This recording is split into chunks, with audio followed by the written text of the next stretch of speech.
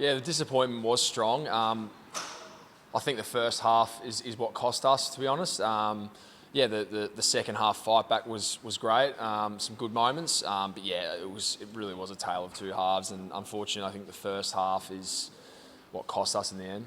What do you put that down to?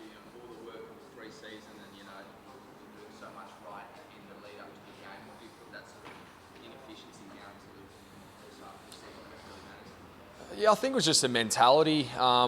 We just didn't really get our game going at all.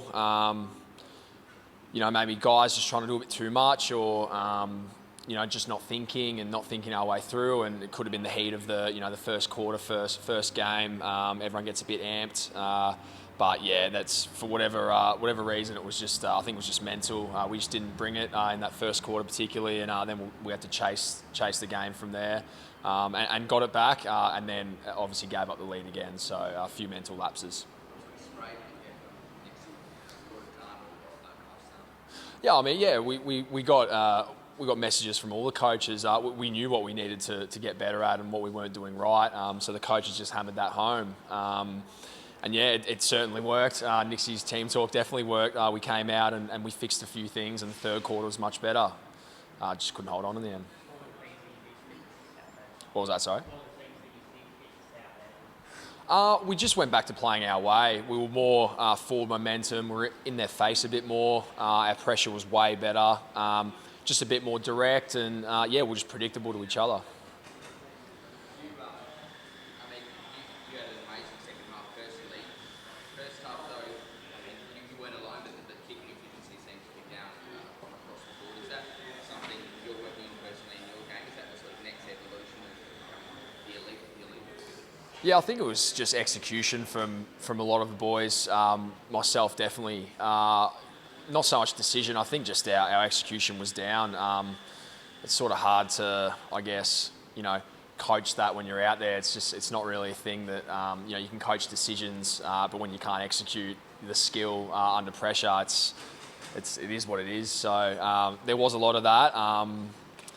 So yeah, as long as we're getting the decisions right and we're working towards that game style and that predictable game plan, then there's not much really more we can say. How much work do you do in training on that last 5 minutes when the game's in the balance? How close were you to executing that game plan yesterday? Was it done differently to try and just get over the line? Yeah, we always train it and talk about it.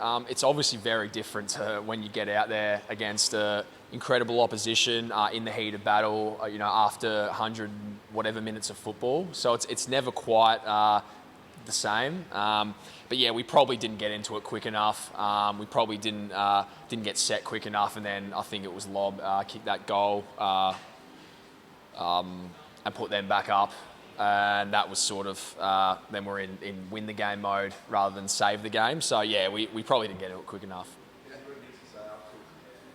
Yeah, it was pretty much what I said at the start. It was the first half is essentially what cost us. You can go on about the moments of the fourth quarter, whether we could have done this or that and executed this, but it really comes down to our slow start, I think. That set the tone, and then we're chasing from there. And yeah, we're probably lucky that Freo probably weren't ahead by more than what they were. Incredible, absolutely incredible. He's clearly going to be a special player for us. He's works hard. He's extremely skillful, and he's very confident. And I think that's going to hold him in good stead over the course of his career. So hopefully we can do all we can to help him along the way and help him achieve that great potential he's got.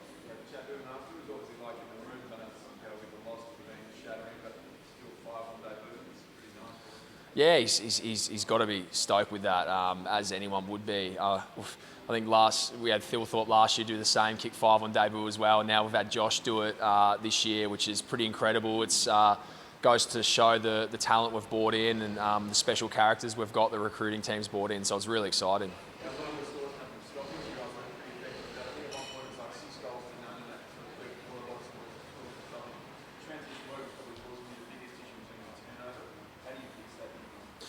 Yeah, we're giving up a lot of scores for intercept. It's just our shape on the ground.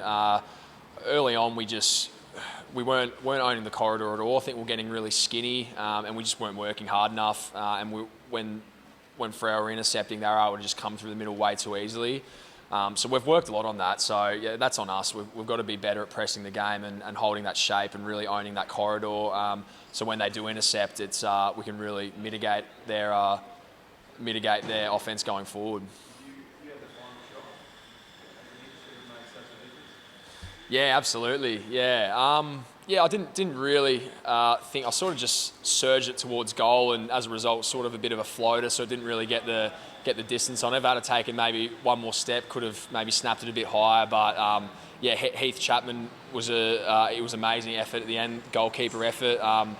Muzz did his best to shepherd it through, but it was really just football intelligence from Chapman. Knew that his players were there as well, knocked it back in. So credit to him. That's a pretty amazing game-saving moment. It was really instinctive in that moment as well. I mean, you're aware that there's only a couple of seconds left. Can you talk us through when you are sort of through on goal there or in a position to maybe score and take the game there? What goes through your mind? Do you recognise that's the moment? Not really. No, you're pretty level-headed. You're pretty in the moment. It was only sort of afterwards that I reflected that I probably could have maybe tried to get a bit more purchase on it. But yeah, at the time it was a stoppage situation, a lot of bodies around. It was just sort of like get it towards goal and hope the forwards can do their best. And Muzz was there and he nearly got it through. It was a great shepherd, but yeah, Chapman was just instinctive and better on the day. Not really, because it's sort of, as it all happened, it was actually, I didn't really know it was him that had done it, and it was all happening so fast, and I was obviously pretty flat after the game and exhausted. But yeah, once I saw that clip back of that moment, it was it was a moment to sort of acknowledge that and say that was a fantastic individual effort from him. It was awesome. It won them the game, so he's done really well.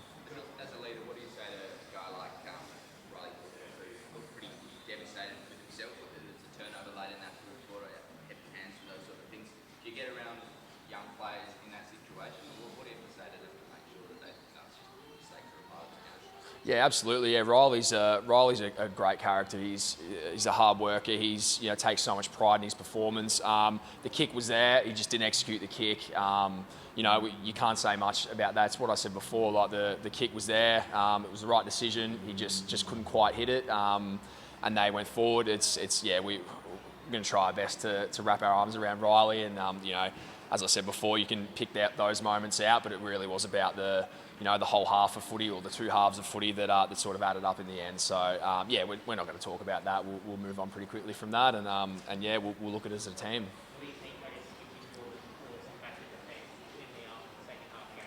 What was that? Sorry, mate.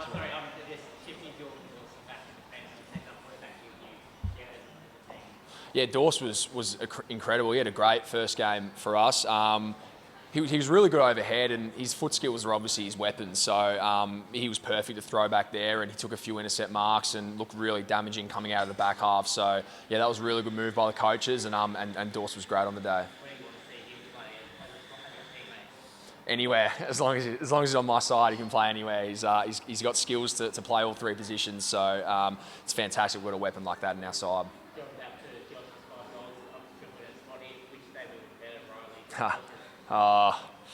Look, we didn't get the win in either, so I can't really say it. They're both incredible.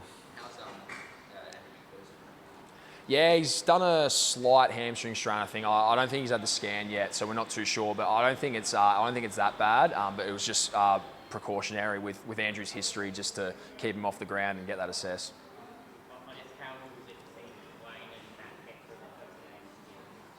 Yeah, amazing. Yeah, that were fantastic for us. Wayne played obviously forward and back, had some huge moments, and Crouchy was Crouchy in the middle, battling really hard.